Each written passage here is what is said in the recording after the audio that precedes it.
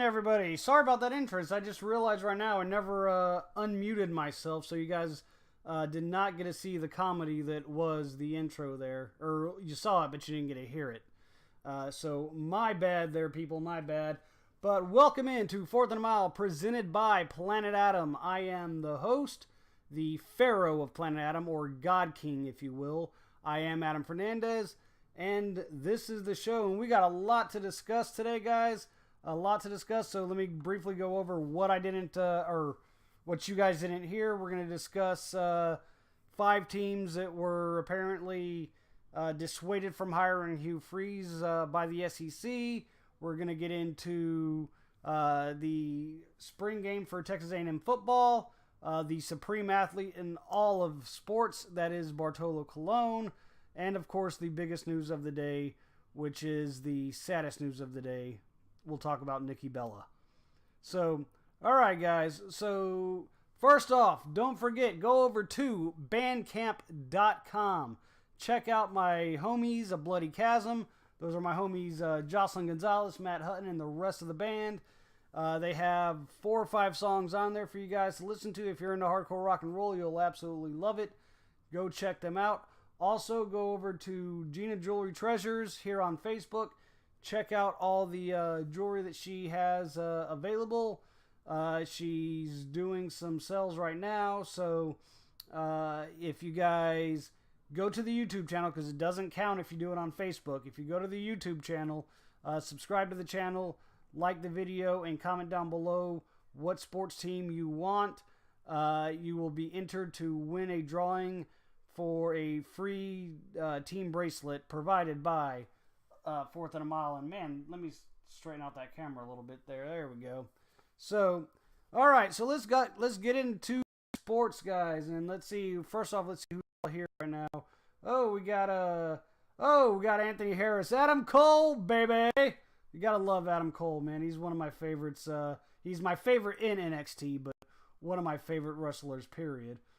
We also got Finger here, and apparently we also have Jocelyn Gonzalez. There she goes. Her name, or she just popped up. That is Jocelyn Gonzalez, guys. Go to bandcamp.com. Check out her band, A Bloody Chasm. I told you guys that about 2 minutes ago. But that's her right now. She has promised me, she has guaranteed me that she will not eat your face if you guys go over there and check out A Bloody Chasm. So, alright, on to the other stuff going on here. Let's get into the sports, shall we? I think we shall. First off, let's start off with talking about what's going on in the SEC. A lot of you guys have probably heard of him. Hugh Freeze was the former head coach of the University of Mississippi, Ole Miss, the Rebels, not the Running Rebels, that's UNLV. So they are not the Running Rebels, they're just the Rebels. Alabama and Nick Saban were looking to hire him as a co-offensive coordinator.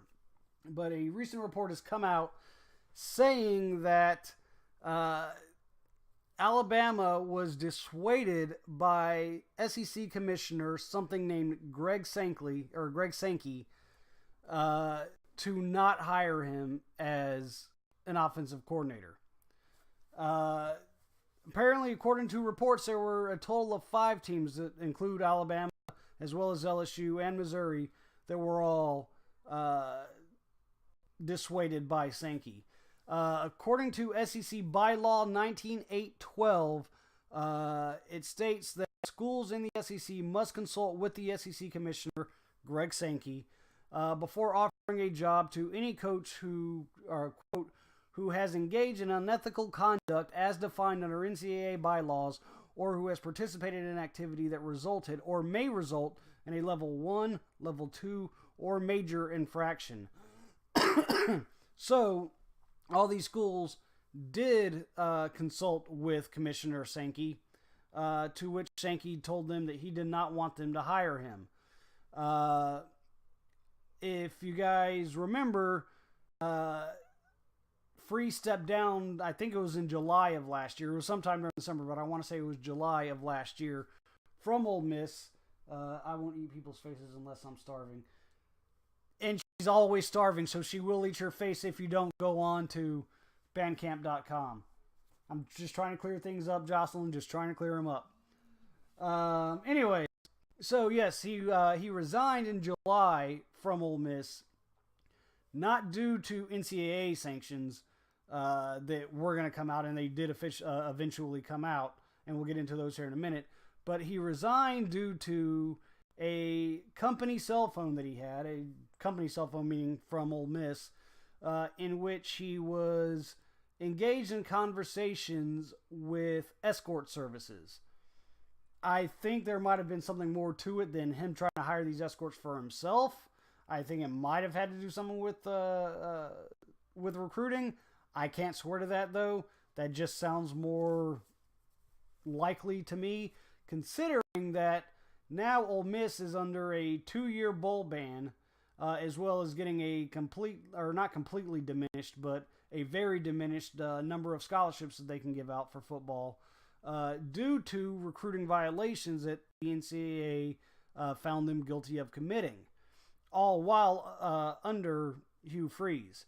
So the reasons that Sankey doesn't want SEC schools to, or while they have to actually go to Sankey and then he does not want them to hire him, is actually due to the recruiting violations more so than the escort services.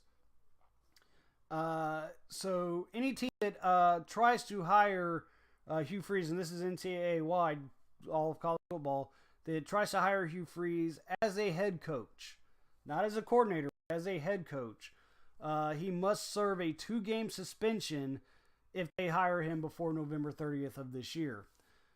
So no team is out to hire him as a head coach right now. All these schools in the SEC were out to hire him as an offensive coordinator, and for good reason. Offensively, the man is a genius.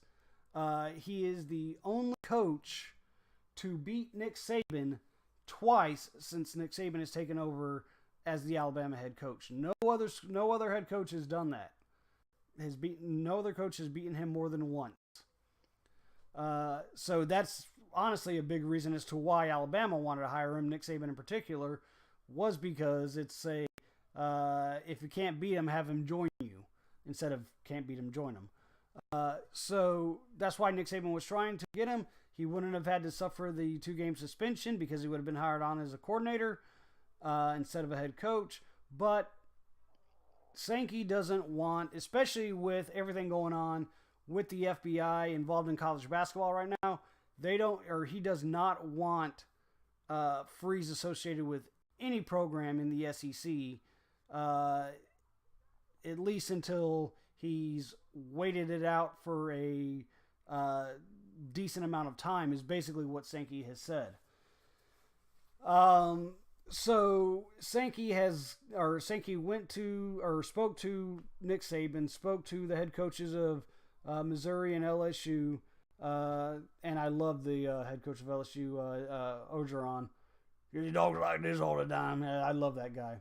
That's how he talks. Anyways, so he spoke with all of them, as well as 2 other schools that have yet to be named, and dissuaded them from hiring him as an offensive coordinator because of that, because of the recruiting violations. Again, not because of him trying to hire escorts, although I do believe that might have had something to do with him trying to hire escorts, was him trying to hire escorts for recruits. That's been a swept under the rug, long-time practice of college football, and no school is exempt from that, because I think pretty much every school has tried that at one point, of trying to bring in hookers for these recruits.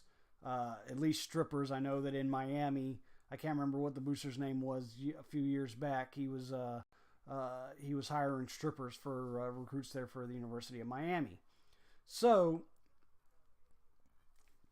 all this being said, Sankey said he would not mind them hiring Freeze as an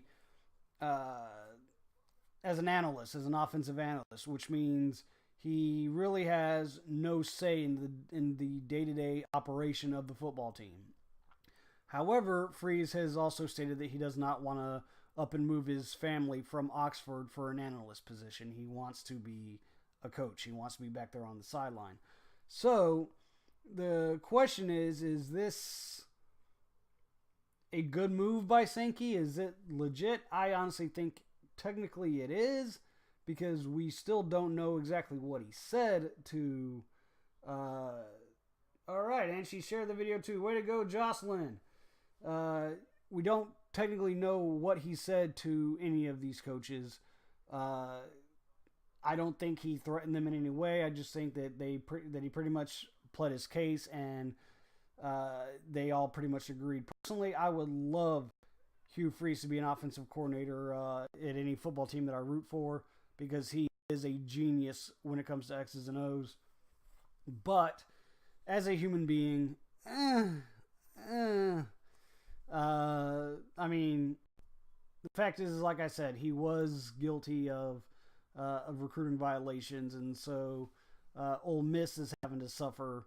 The actual football team themselves are having to suffer for his wrongdoings, for his shortcomings. So I think this is a good move by Sankey all in all, although I do see why teams really want him to come on as their offensive coordinator. So sticking in with the SEC, Texas A&M this weekend had their spring game. I could have gone, but I just really was not feeling up to going. However, pretty much all the local members of my family, my brother, his wife and kids, and my folks, did all go to the spring game, and it was a record turnout up there at College Station for a spring game. Not totally. I mean, they've had 108,000 fill Kyle Field before, so. But a record turnout for the spring game of 48,129 to witness the unofficial start of the Jimbo Fisher era there at Texas A&M. They got to see the team's two competing quarterbacks, Nick Starkel and Kellen Mond. If you go by how they did last year, I'm a bigger fan of Starkel than I am of Mond. But when you look at the numbers, they're actually not far apart. Starkel went 26 of 42 for 373 yards and 2 touchdowns, but he did throw a pick. Mond went 19 for 26 for 180 yards and 3 touchdowns. So Mond also looked really good. Mond is also more of a running quarterback. He's more Johnny Manziel-esque, I guess, than Nick Starkel. But Nick Starkel is definitely the better passer of the two. But the star of the spring game was a JUCO transfer tight end named Jay Sternberger, who had 8 catches for 147 yards and 2 touchdowns.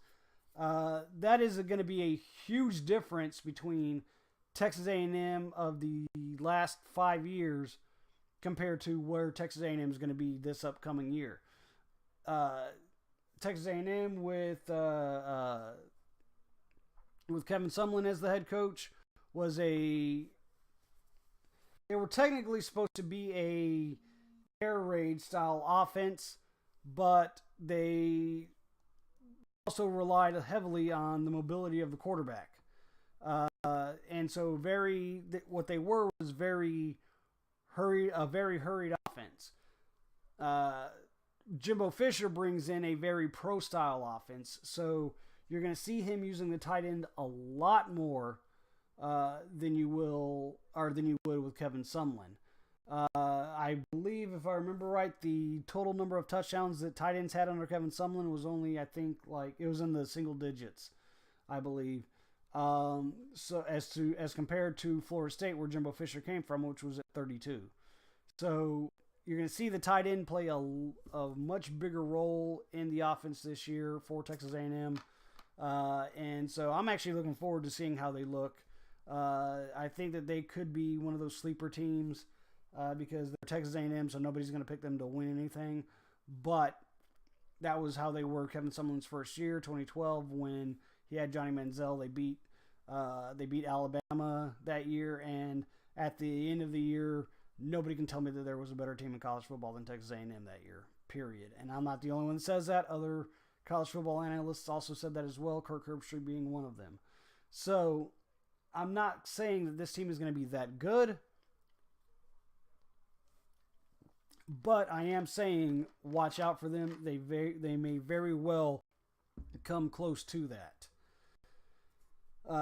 So yeah, and I'm planning on bringing on the local resident Texas A&M expert, which is my little brother Sean, to discuss the spring game either on Wednesday or Friday. I got to get with him, see what day he's better off doing, and see what we can do on that.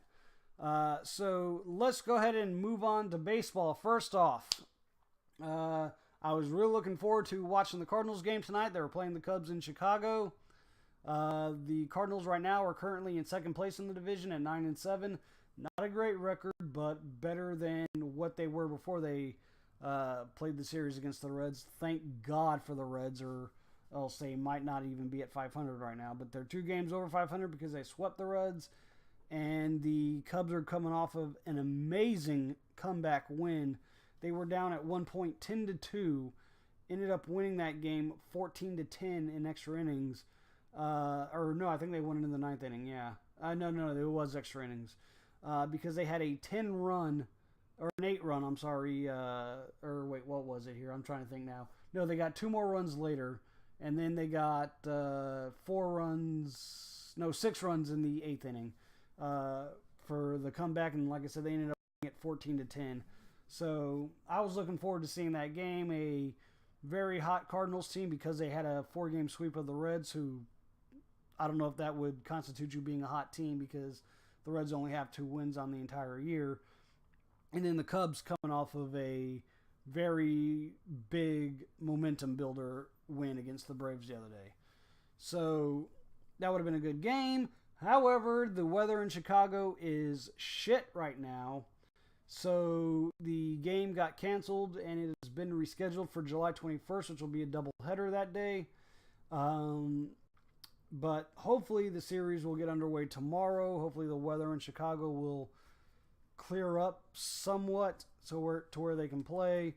This time of year in Chicago is typically cold, but not that cold. It's snowing and it's just disgusting there. My brother that I mentioned earlier, Sean, he lives in Wisconsin. It's about a 2-hour drive to Chicago. And those of you who aren't from Texas should realize that here in Texas, we don't talk distance in miles, we talk distance in hours. So, yeah, it's about a 2-hour drive from where he is in Wisconsin to Chicago. And he's saying that the weather there is shit, too. In Milwaukee the other day, he said they got 2 feet of snow. So it was really bad, and so it's probably still bad up there. And so, yes, that got that game canceled. Just trying to make sure I'm still on. It looks like I am. Can't see if anybody else has joined because my computer is being a pain in the ass. But in other baseball news, last night, the supreme athlete in all sports, in my opinion, Bartolo Colon pitched against... Oh, man, I forgot to increase his picture here. There we go. Come on, there you go. Pitched a gem against the defending World Series champion Houston Astros. Here he is. Look at him in all his supreme athlete presence. I mean, he is just amazing. He has more than a 6-pack. He has more than an 8-pack. He has a damn keg there. He is athlete personified. He proved it a couple years ago when he hit his first ever career home run in San Diego at Petco Park, which is definitely not easy to actually hit a ball out of. That's a very huge baseball field, but he did. And at 44 years old and 300-something pounds, he just proved himself last night to be the supreme athlete, going... What did he go? I wrote it down here. He went 7 2/3 innings last night. For his first 7 innings, he was perfect. Did not give up a walk. Did not give up a hit. He was perfect through 7. Going into the 8th, he finally gave up a walk to Carlos Correa and then a double to Josh Reddick, which put Correa on third. A sacrifice fly brought in Correa, tied up the game at 1. So he went 7 2/3 total. They finally took him out, but 44 years old, to pitch against the defending world champions and pitch a perfect game through 7 innings is absolutely amazing. Again, he is the supreme athlete in all of sports. Now, let's also not forget to mention that he was also up against Justin Verlander, who is one of the very best pitchers in the game. And Verlander himself went 8 strong and virtually had the same line score when he got taken out. He had 1 hit against him, 1 walk, but that 1 hit was a big one. It was a 3rd inning home run to Robinson Chirinos. But Verlander did have 11 strikeouts compared to Colon's 10, but I would still say Colon had the better outing because, again, he went perfect through 7 into the 8th inning. The Rangers ended up pulling it out in the 10th inning, 3-1, to beat the defending World Series champion Houston Astros, but in very large part because of the supreme athlete in all of sports. Let me show you him one more time, just because, I mean, look at him in all his supremacy. That is Bartolo Colon. Yes, that's him in a Mets uniform. I could not find a picture of him in his Rangers uniform. I don't know why, but for some odd reason, they don't have a picture of him in his Rangers uniform. So, but yes, that is him in all of his supremacy. So, yes, so that's what happened last night. Now, on to some NFL news now. Some kind of weird stories going on here. Daryl Worley was a cornerback for the Carolina Panthers up until last year, or throughout last year, actually. He was traded a couple months back to Philadelphia, which is his hometown, to play for the Eagles, and he was expected to contend for some playing time this year, even though the Eagles actually have a very good secondary already. He was expected to contend, but the Eagles have released him due to him being arrested outside of the team's practice facility in Philadelphia. According to police, they found him asleep in his car, and he allegedly began fighting with them when they woke him up. Because he was fighting with them, the police used a taser to subdue him. All of this, and Worley also allegedly had a firearm on him, which is in violation of the Uniform Firearms Act. There in Pennsylvania, you can't be drunk and have a firearm on you, because according to the police, he was very intoxicated. So he is right now being charged with DUI. He is being charged with the illegal firearm and with criminal mischief and resisting arrest due to all that incident. So the Eagles have released him, rightfully so. I don't blame them at all. I probably would have done the exact same thing. Hey, what's going on, Kirk? Kirk's just joining us right now.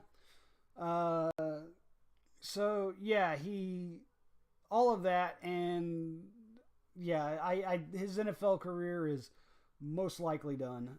He's already had a criminal charge against him when he was playing with Carolina, an assault charge. I don't see him ever coming back to the NFL.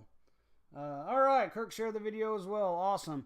Guys, also don't forget, if you want to enter the drawing to win a team bracelet, and this is mostly women's bracelets, so guys, if you want to get your woman a team bracelet or something like that, make sure you click the like button on YouTube, subscribe to the YouTube channel, and then comment down below which team you want a bracelet of, and then you'll enter the drawing to win a free team bracelet provided by Gina Jewelry Treasures. Go check out her Facebook, Gina Jewelry Treasures. You can see all the teams. In fact, you know what? On to the next story. Let me go ahead and show you some of the. And this isn't all the teams that she has, and she does more than just team jewelry as well. But I'm giving away a team bracelet. But yes, this is what she does. This kind of thing right here. And so you can enter to win one of these for free. Any team you want, including high school teams like Southwest High School.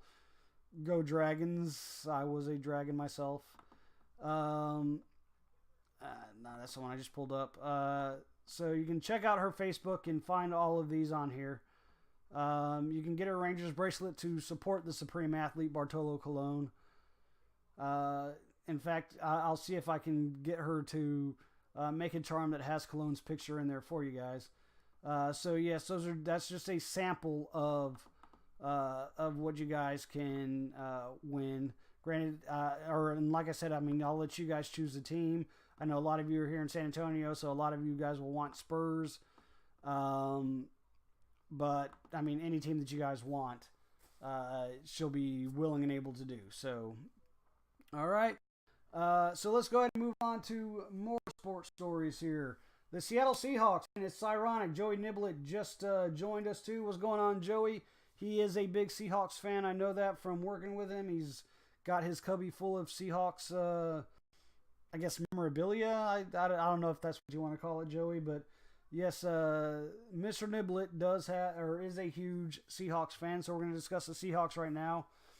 The Seahawks have said that they will not cut out talks with Kaepernick, but today and Colin Kaepernick, that Colin Kaepernick, but today they did re-sign Austin Davis as a backup. They were scheduled to have a workout day with Colin Kaepernick last week, but they canceled it after he refused to stop kneeling during the national anthem.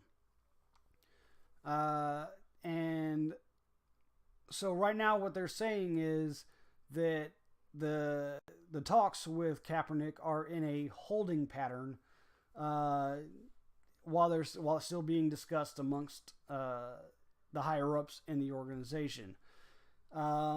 Here's the thing, and I've said this before. If you work at Burger King, just as an example, you're allowed to have your own political beliefs. You can believe whatever the hell you want to. You can go out there. You can protest on your own time. You can do whatever you want. And Burger King can't really say anything about it unless you put it out there in a public forum. What you cannot do working for Burger King is give out a pamphlet that's either pro or anti-abortion, that's pro or anti-gun, that's pro or anti-anything, conservative or liberal. You're not allowed to do that. Why? Because guess what? The owner of the business doesn't want your politics affecting the money that can be made by alienating some of the potential customers. Whether you're conservative or liberal, Republican or Democrat, it doesn't matter. Either way.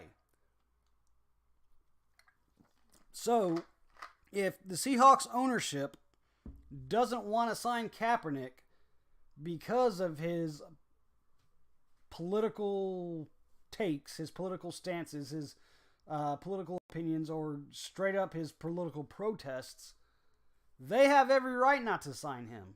And nobody can tell them otherwise. Same thing with any other NFL franchise. With any other sports franchise. Those are independently owned and operated businesses. They are allowed themselves to... Oh, hey, we got Jonathan in here as well. Jonathan is a Dolphin fan. In case you guys don't know, I'm a Dolphin and Buccaneer fan myself. So, anyways, they are independently owned and operated. I don't care what your political beliefs are. You've got to understand that if you're working for Burger King, you can be fired for handing out a pamphlet. You can be fired for anything politically, because guess what? You're potentially alienating half of your possible customer base. In other words, the owner is not going to see the money from those customers because they're going to go off to McDonald's instead of Burger King because they don't like the politics of Burger King, because you are representing Burger King. Same thing here. Colin Kaepernick is representing whatever team he's playing for. If he's playing for the Seahawks, he's representing the Seahawks. And so the Seahawks have a stance, or the Seahawks ownership has a stance against protests of the national anthem, a patriotic stance. Guess what? He's allowed to have that. But furthermore, he's also allowed to say you're a possible deterrent from bringing fans into the stadium or watching us on TV. So I don't want to hire you for that. He's allowed to do it. There's no argument there. So to say that they're being racist, or to say NFL owners, or to say that they're being that they're singling him out, bullshit. They're allowed to do what they want with their own teams.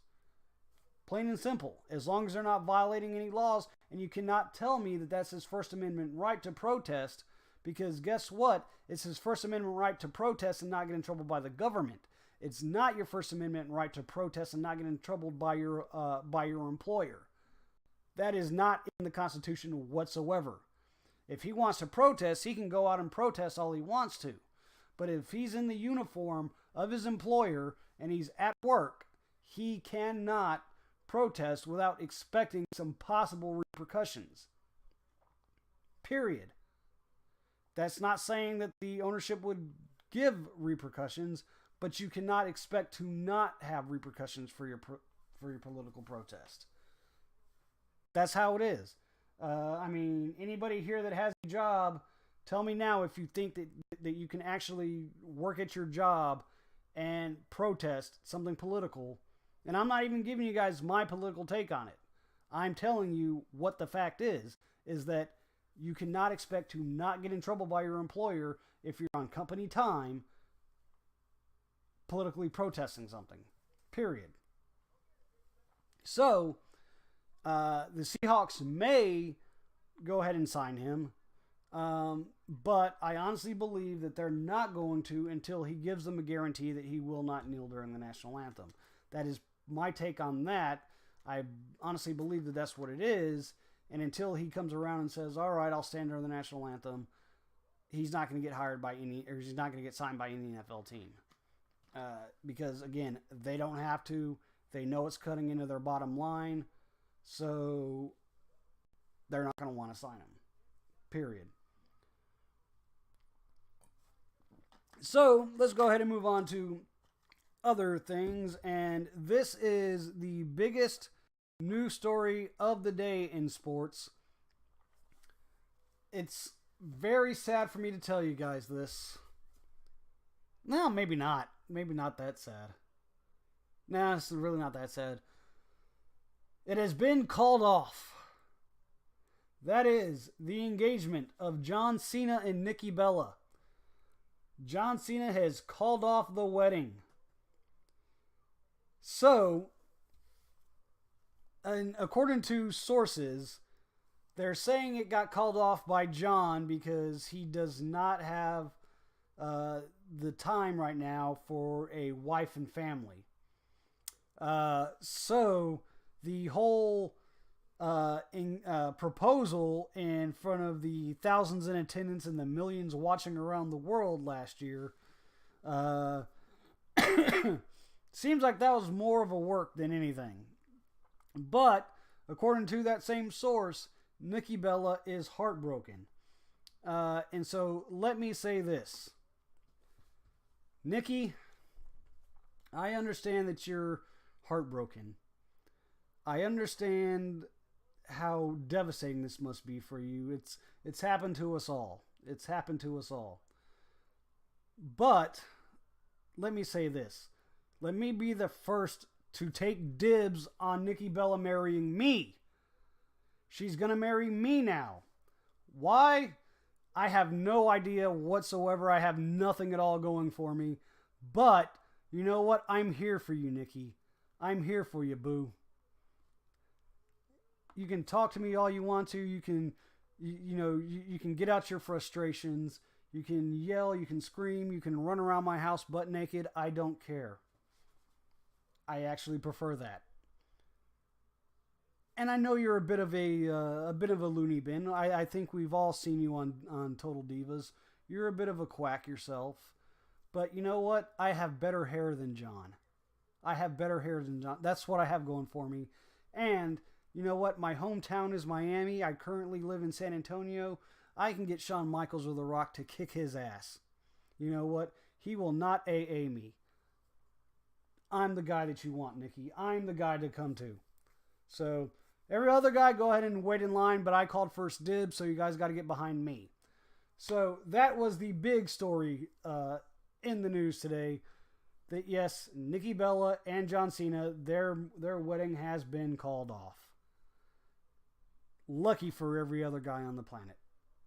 So, all right. So, there's some other stuff to discuss as well, but nothing too big. I thought this was going to be a little bit longer than what it actually was.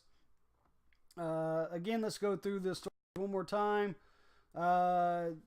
The SEC commissioner, Greg Sankey, has reportedly told Alabama, as well as 4 other schools, to not hire Hugh Freeze as a offensive coordinator, not until he sits out for a little time and basically thinks about what he did.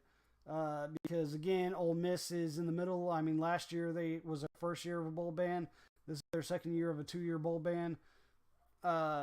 So it seems kind of shitty for a team to hire him on as a coordinator and not make, or while Ole Miss is still having to go through all that. It doesn't have anything to do with his hiring of hookers. It has to do with his recruiting violations. Texas A&M had a great turnout for their spring game. Nick Starkel went 26 of 42 for 373 yards, 2 touchdowns. Kellen Mond went 19 of 26 for 180 yards and 3 touchdowns. But the story of the day there at College Station was Jace Sternberger, the JUCO transfer, who caught 8 passes for 147 yards and 2 touchdowns. The second biggest story of the day was the supreme athlete, Bartolo Colon here, the supreme athlete in all of sports, 44 years old, went 7 innings of perfect baseball last night against the Houston Astros. He finally gave up a walk in the 8th inning and then gave up a double in that same inning. But the Rangers still went on to win 3-1. But yes, Bartolo Colon proves himself to be the superior athlete in every shape, form, and fashion. Daryl Worley was arrested for being drunk in his car at the team's practice site, and he fought with the police that woke him up. They tased him and then also found a firearm on him, which is against the Pennsylvania Uniform Firearms Act, being drunk and having a firearm. And finally, the Seahawks have re-signed Austin Davis to be their backup. They are still in talks with Kaepernick, but those talks are in a holding pattern, and it's simply because Kaepernick refuses to not kneel during the national anthem. And of course, the biggest story of the day was my future ex-wife, Nikki Bella. Her wedding was called off by John Cena, so she is now available for every single guy out there. And I have called first dibs. That's the big part of the story. I have first dibs because I'm the one reporting this, and I am the one with the microphone. So yes, I'm the one that can call first dibs on Nikki Bella. So, all right, guys, don't forget, go over to bandcamp.com. Check out A Bloody Chasm. If Jocelyn is still here, she says that she won't eat your face unless she's starving, but she's always starving, so she might just eat your face because that's what the undead do. They eat people's faces. But no, she will very much love it if you guys go over to bandcamp.com. Feel free to listen and download her music. The band is called A Bloody Chasm. It is her and Matt Hutton as well as the other members of the band. Matt was also here earlier. He shared the video as well. Make sure you guys go over there and like their music. Check them out. They're really fucking cool, guys. Really cool. Also, don't forget to check out Gina Jewelry Treasures. Go onto the YouTube channel. When I post this video on YouTube, I will also repost it here on Facebook so that all you guys know that it's posted on YouTube. Excuse me. Make sure you guys go over there, like the video, subscribe to the channel, and comment down below which team you want a bracelet for, and you will enter the drawing to win a team bracelet. I think I'm going to go ahead and start doing the live streams more often now. I tend to get more interaction with you guys. Well, obviously, because it's live. So I might go ahead and start doing this more, and then also still sharing it on YouTube. And then I am looking into how to either start a Patreon or put it on Podbean. And so we'll see how those go. So, all right, guys, if there's no questions, comments, complaints, suggestions, then I bid you all adieu. And as always, besos.